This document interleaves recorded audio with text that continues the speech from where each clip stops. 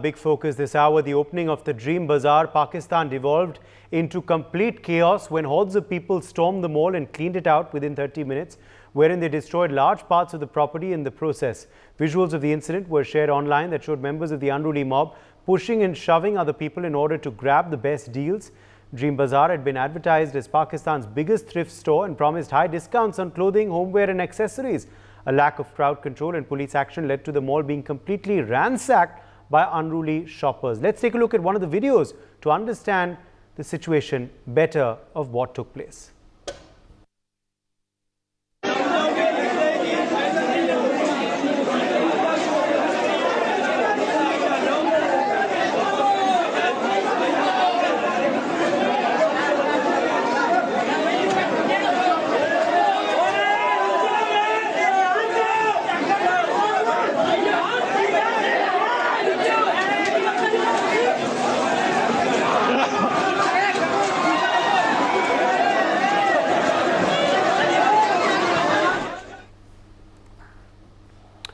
And joining us now live on the broadcast is Mahesh Sachdev, former diplomat. We also have Major Leke Sivach, former head of Territorial Army, joining us live. Alok Bansal, Director India Foundation, joins us. Ninad Seth, Foreign Affairs expert, is also with us on the program. Appreciate all of you being with us live on the show. Let me quickly get started with you first. Ambassador Sachdev, what do you make of this incident and what does it show us about the state of affairs currently within Pakistan?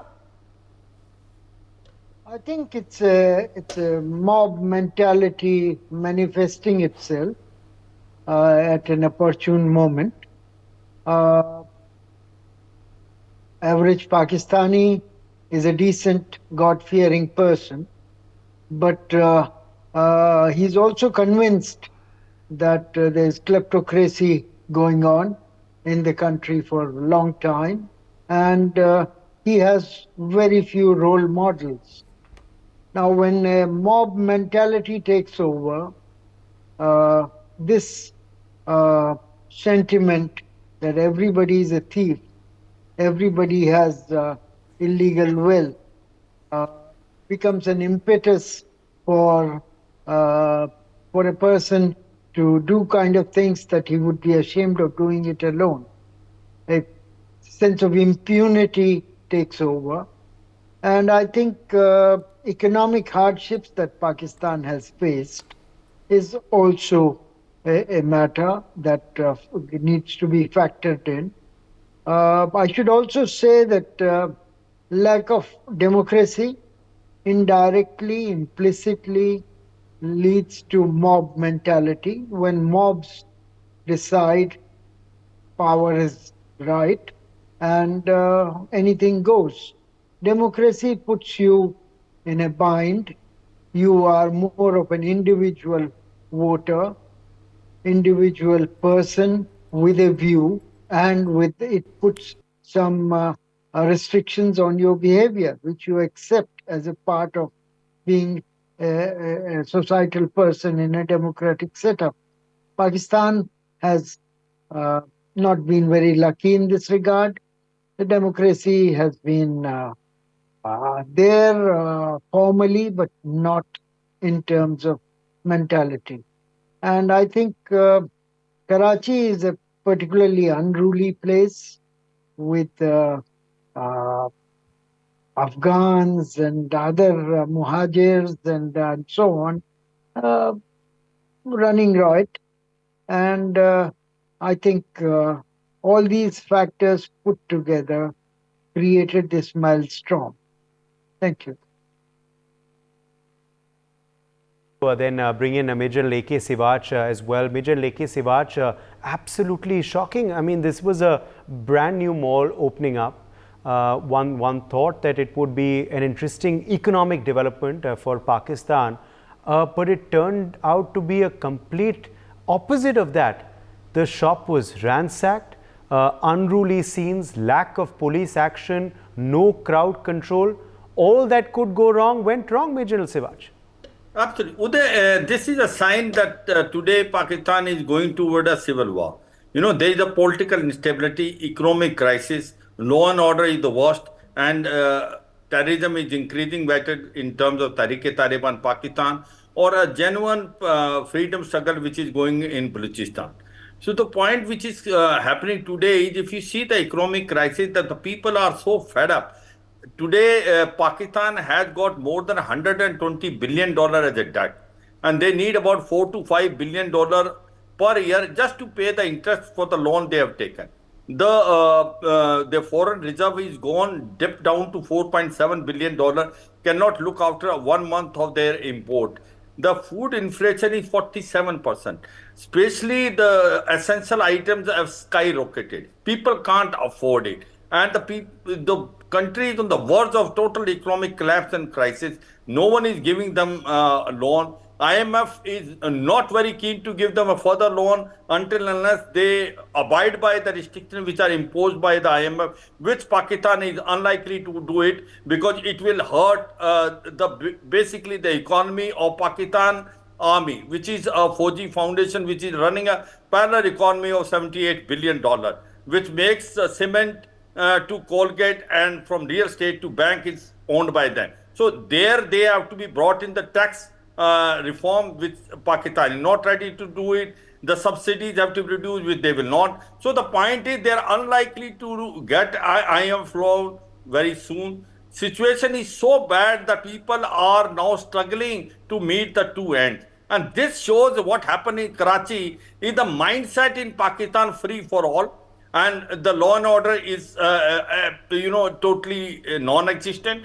And imagine, this is only Karachi. What is the situation in Khyber Pakhtunkhwa and Balochistan? In Khyber Pakhtunkhwa, atta, dal, their rates are more than 400 rupees per kg. In Gilgit, Baltistan, as well as the POJK, though the rates have now been reduced after a lot of protests, they have come on the street in Muzaffarabad, Mirpur, Kotli, Jhangat and Bagh, but certainly they were also very high. So the point is, this shows the mindset of the people, that they are fed up of the government, they are fed up of the crisis which is going in Pakistan, and they are not having any faith as on today on the people who are governing it. And this is free for all. If they get an opportunity, they can go to bank and loot the bank. They can know the way a very good mall was coming, the way it has been ransacked. It shows that it is really something which is happening in African countries, not in Pakistan. But certainly it looks like that Pakistan is going in a from bad to worse situation, and it will break into four. It looks like that after having a civil war, whether it is Khyber Pakhtunkhwa, Balochistan, Sindh and Punjab, and POJK and Gilgit-Baltistan, I suppose in time to come, will become a part of India, because they were illegally occupied by Pakistan. And today, the voice is coming very, very clear from there, that they now want to become a part of India, because they have seen how our Jammu and Kashmir has progressed. Uday. Yes, absolutely. Let me, in fact, take that to Alok Bansal as well. Alok Bansal, it was a Dream Bazaar opening, but it turned out to be far from a dream. Is this a dream Pakistan that the authorities there are aiming for? It seems like a nightmare, actually, Alok Bansal. Alok Bansal, can you hear me? Okay, I think we've lost him there. Ninad, why don't you take that? Look, Pakistan, this is a symbol. Pakistan is falling off the map. I am not surprised that the natives resorted to the kind of behavior that they did. There are three interesting things which emerged from the mall being stormed for a free for all. The first is that, we have to understand that Pakistan now has, and this is a very interesting statistic which I'm going to introduce right now, has a 2.5% population growth rate, the highest in Southern Asia. Now, that means that by 2060, there will be 500 million Pakistanis. It is a hot, cramped, jobless place. Now, what that essentially means is that while the rest of South Asian, birth rates are falling, theirs are rising. The second interesting point is that, in Karachi, they have nothing. When you talk of an official, inflation rate of 20%, you can imagine what the unofficial black market is like. So, the believers, if you've read the great book by the great V.S. Naipaul, Among the Believers, where the believers are now, hand to mouth is a little bit of luxurious. I mean, the believers are bereft, and frankly, his second book makes even more sense. This is beyond belief. Yes, let me in fact quickly take that back across to Ambassador Sachdev on the way forward now for Pakistan. If this is the reality of affairs, which direction is the country headed, Ambassador Sachdev? It's difficult to be optimistic about Pakistan. I think economy is in shambles. Political system is wobbly. The democracy, quote unquote, is subject to army's vagaries. Imran Khan, the most popular politician, the most populist politician and former prime minister, stays in prison on charges which are, one should say, are not serious but trumped up. And the country's various ethnic identities, as General has said, are subject to certain amount of mutual paranoia. Pakistan's growth rate is abysmal. It's among the lowest in South Asia. And I think one should be also factoring in here the radicalization of the country. The number of, the proportion of minorities has gone down. The radical Islam has been spreading, be it TTP, be it others. There is very difficult period ahead for Pakistan. But one would like to also say that there are possible recourses. First of all, the army has to stop taking lion's share of Pakistan's resources. Secondly, the foreign donors, particularly those from the Gulf, have to be more generous. They would not allow Pakistan to go under. Somehow they would, Saudis and Emiratis and Qataris would keep it afloat because Pakistan invokes certain amount of Islamic brotherhood. Then again, China has a vested interest in system in Pakistan continuing. United States and some of the Western countries fear Pakistan converting itself into another Taliban-run Afghanistan, and they won't allow that to happen.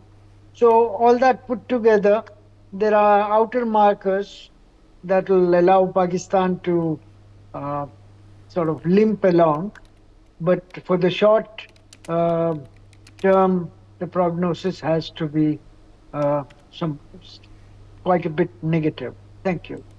Okay, let me in fact quickly go back across to Major General Sewach and get his quick perspective, Major General Sewach, on why the economic situation is not improving in Pakistan. They're getting loans from the IMF, which is also shocking how it's actually being granted to them. But still, where that loan money is going, no one knows, because the situation is not improving. Where is the poverty alleviation happening if incidents like this continue? Absolutely. See, Uday, one has to understand the history of Pakistan. You know, when after getting independence, the later part of 50s and early part of 60s, the economy of Pakistan was doing quite well compared to India. Also, it was doing far better.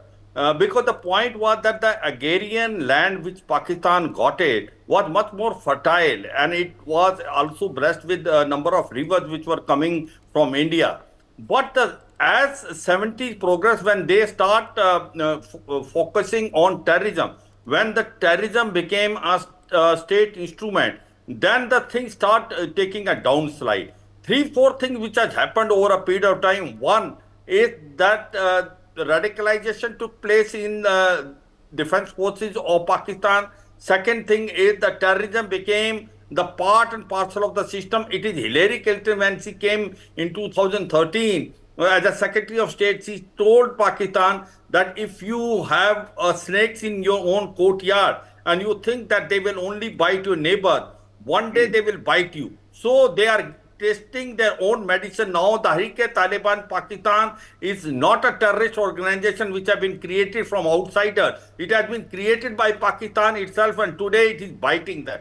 So the one thing is that the way the terrorism has increased, which has been basically created by Pakistan. Second problem of Pakistan is the Pakistan army. The Pakistan army over a period of time has a complete control on Pakistan economy. Some, however, it has given an impression that they are the savior of the Pakistan. And that is how they say that earlier they had a way of governing Pakistan from the front. When they realized it that it is not easy to govern, now they followed a principle, have all authority without responsibility. But as far as economy is concerned, they are running a parallel economy. 85 crores of Fauci Foundation, which is not giving tax and which is now creating a problem for Pakistan. So Pakistan army, which interfere in their political setup, no election has taken place, which is fair and free. Whether this election or the previous election, it is what the army wants to come, that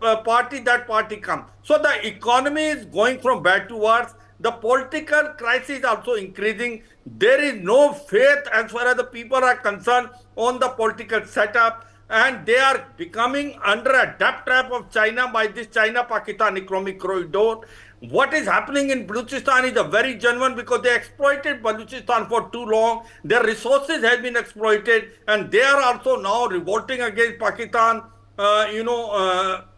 government and Pakistan army. So overall, you find so many things happening simultaneously that there is no confidence as far as the people of Pakistan is concerned, neither on their government nor in the army. And problem is that Pakistan army is not letting the Pakistan government to function independently, especially defense and foreign affairs. It is, everyone says that every country has an army, but in Pakistan, army has a country. And the power do not flow from Islamabad, it flows from Rawalpindi General Headquarters. So it is a poor country with rich army. And that is the biggest problem of Pakistan. Unless they do not bring this change in their outlook, that the army only look after their borders and let the civil administration govern it, and the radicalization reduced to a level where it's a manageable. You see the record of their minorities, that Hindu, Sikh, Christian, they were 23% when Pakistan got independent. Today they are only 1.3%.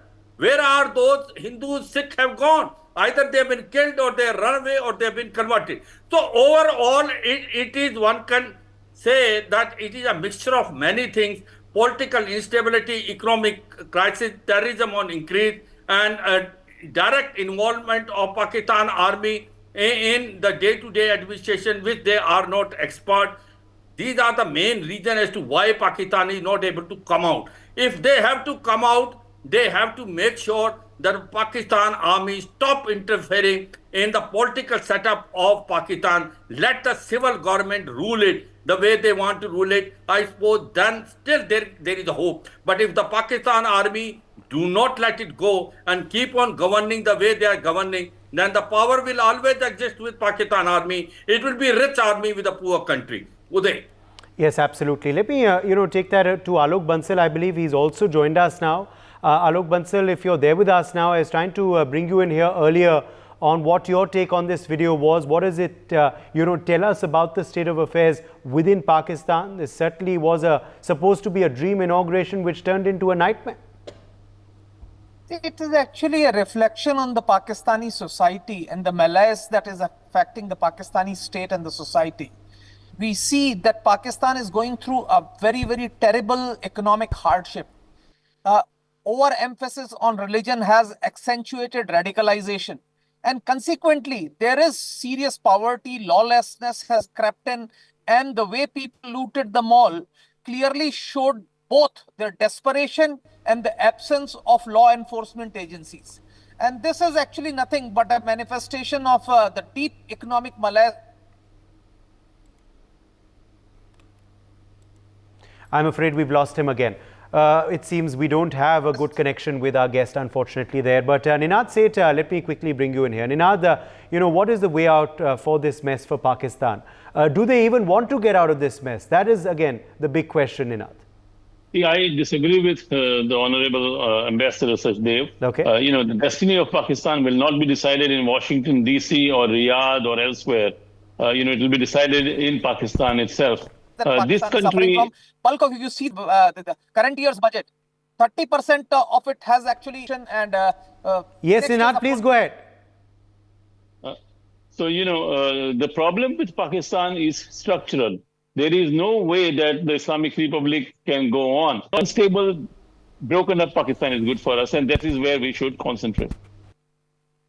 Ambassador Sachdev, why don't you respond? I think instability in the neighborhood seems to be a spreading disease around us. Bangladesh, Sri Lanka, Maldives, even Nepal, Afghanistan, and now Pakistan. I think one would like to wish that we had a stable order, one way or the other, in the neighborhood. Predictable politicians whom we know and perhaps can persuade to have good relations with India. Not bogey of Big Brother being conveniently. It's time to be the Big Brother. It's time not to persuade but to dictate. Well, you have a viewpoint. I have heard you very carefully. That's certainly a viewpoint. I have mine. And I'm not advocating Gujarat doctrine or anything of that sort. But at the same time, I am not wishing to be too proactive in this regard. Being too proactive in an unpredictable situation can lead to problems, and you may soil your copybook altogether, like we did in Sri Lanka at one time. The IPKF story is well known. So one would like things to take their course, keep a very careful watch, look for opportunities where they come, and then act without being unnecessarily provocative. And I think there will be certain recommendation to act in concert with other influential powers on Pakistan particularly. They are quite vulnerable. China, of course, is out of the box as far as we are concerned. But Saudis, Emiratis, Qataris, Americans can be co-opted, and ways found to stabilize Pakistan at a natural level and not a hyper level, which they have tried to convince themselves of their racial superiority, martialism, and so on and so forth vis-a-vis India. Those days are gone. And I think past 10 years of sullen silence between us and Pakistanis have given the right message. There is remnant of terrorism coming from them that we have to take care of. And any deal or otherwise arrangement would have to look after that part. But I agree with you. Its destiny of Pakistan is going to be decided by the Pakistanis. Unfortunately, there are too many power centers, too many fragmented politicians, and the politicians, even when they had opportunities, have not served the Point taken. Let's give the last word to Major General Siwach. I think he wanted to respond to the points that both you, Ninad, and Mahesh Sachdev made.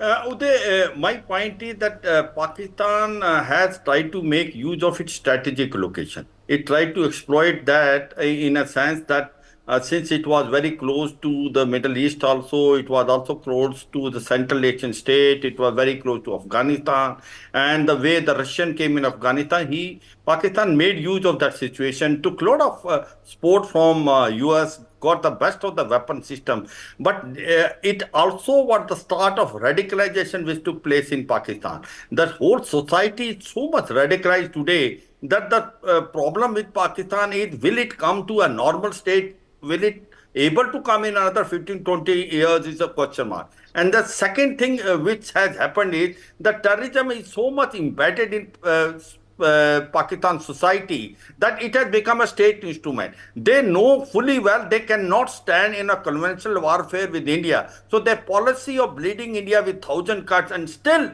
sending Lashkar-e-Toba Jaise Muhammad, and whereas we have signed an agreement of basically peace and tranquility on the border, they are not basically coming to a terms on that. So the question comes is, one is the terrorism, they will remain always a victim. The second thing is their strategic location, they made use it from Chinese as well as Pakistani, Chinese as well as US. US, what they have made it that as on today also, the US has some bases in Balochistan, because when Al-Jawhari was killed in Kabul, it was the drone which flew from Pakistan itself. So today also for US, Pakistan is a frontline state. It will not let it break. It is in own interest the US will keep Pakistan intact so that the Pakistan can be instrumental as far as the US is concerned, is keeping Al-Qaeda and Islamic State under surveillance in Afghanistan. So the point today is that is there any way out? Will Pakistan able to come out from this economic crisis, political instability, and also vulnerability of terrorism? I don't think it will able to come out in another 10 to 15 years unless they change their mindset, which they are still not changing it. They are thinking everything is going fine in Pakistan when nothing is going fine. The way situation is going from bad to worse, I don't think a time is not far off when there can be a civil war and Pakistan can certainly break into four parts, Yes. Khyber to Balochistan, Sindh and Punjab. Appreciate you joining us. For more such videos, subscribe to the NewsX YouTube channel, hit the bell icon.